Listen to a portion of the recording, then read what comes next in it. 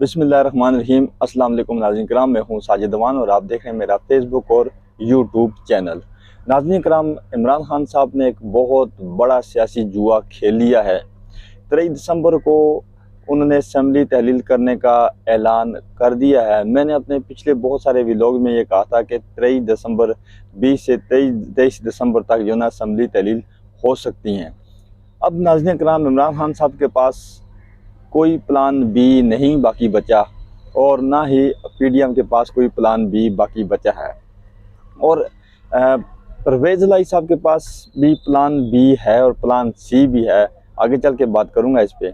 Establishment कहाँ पे खड़ी और जनरल बाजवा साहब के मतलब इमरान खान साहब ने चार्जशीट जो की है उसके उस आज क्यों करनी, उसकी वजह क्या थी, तमाम तफसीलात इस व्लॉग में डिस्कस करूंगा। नाज़रीन कराम, मैं अपने पिछले व्लॉग में ये कहा था कि 23 दिसंबर को इमरान खान साहब असम्बलियाँ तहलील कर देंगे। 23 दिसंबर तक यानी असम्बली पंजाब और केपी की असम्बली तहलील हो जाएगी। अब यहाँ पर बात यह है कि इमरान खान साहब ने ये ऐलान किया कि वो 23 दिसंबर को, और वो भी ऐलान परवेज़ इलाही साहब को और वज़ीर आला केपी के जो वज़ीर आला हैं महमूद खान साहब, उनको अपने साथ बिठा के ये ऐलान करना। उन तमाम लोगों के मुंह पे तमाचा जो ये लोग समझ रहे थे कि परवेज़ इलाही साहब या महमूद खान साहब इमरान खान साहब की बात नहीं मानेंगे। अब नाज़रीन कराम, परवेज़ इलाही साहब को ये भी ये कहा जा रहा था कि जो इस्टेब्लिशमेंट कहेगी वही परवेज़ इलाही साहब करेंगे और जो इस्टेब्लिशमेंट उन्हें रोकेगी तो वो नहीं करेंगे, क्योंकि परवेज़ इलाही साहब को अपना फ्यूचर का पता है।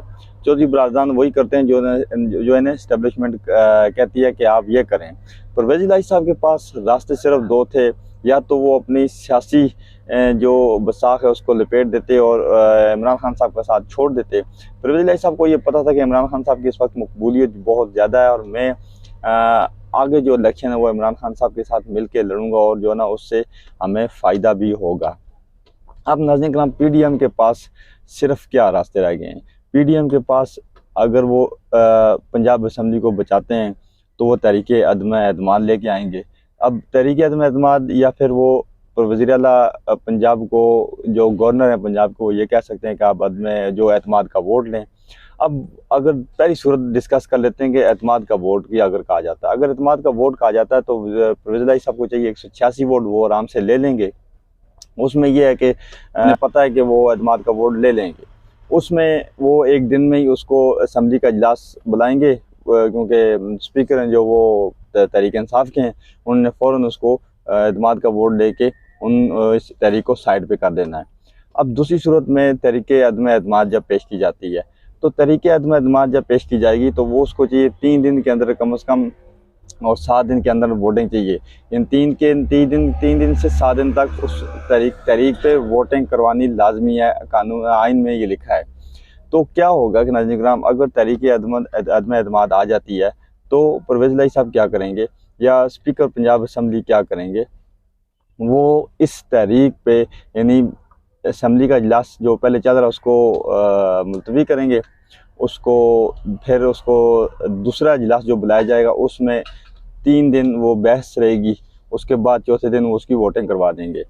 अब पंजाब में शहबाज शरीफ साहब के पास 186 वोट तो बनते नहीं, उनके तकरीबन 179 वोट बनते तमाम मिला के, तो वो भी तहरीक जो है ना नाकाम हो जाएगी पीडीएम की। इससे ये होगा कि सिर्फ ये सियासी गेम खेलेंगे और कुछ वक्त ले लेंगे, यानी कुछ वक्त 4 से 5 दिन का इनको वक्त मिल जाएगा। इसके अलावा पीडीएम के पास और कोई रास्ता नहीं है कि असम्बलियों को बचाया जा सके।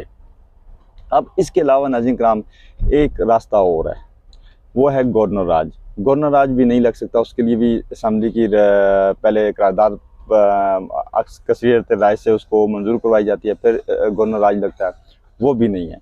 तो किसी सूरत में असम्बली तहलील करने से परवेज़ इलाही साहब को, महमूद खान साहब को पीडीएम रोक नहीं सकती। अब अगर नाज़रीन कराम असम्बलियाँ तहलील हो जाती हैं तो इमरान खान साहब को भी एक बहुत बड़ा रिस्क है। वो ये है कि जब असम्बलियाँ तहलील हो जाएंगी तो होगा ये नाज़रीन कराम के 3 लोग अपोजिशन देगी, 3 लोग हुकूमत देगी अपने निगरान सेटअप के लिए। तो उन 3 लोगों में जो हुकूमत देगी और अपोजिशन नाम देगी, उनमें से कोई एक निगरान वज़ीर आला बनेगा। अगर इस पर इतफाक़ नहीं होता ये मामला जाएगा स्पीकर के पास, स्पीकर फिर ये कमेटी बनाएगा 3 अपोजिशन से, 3 जो है ना वो हुकूमत से।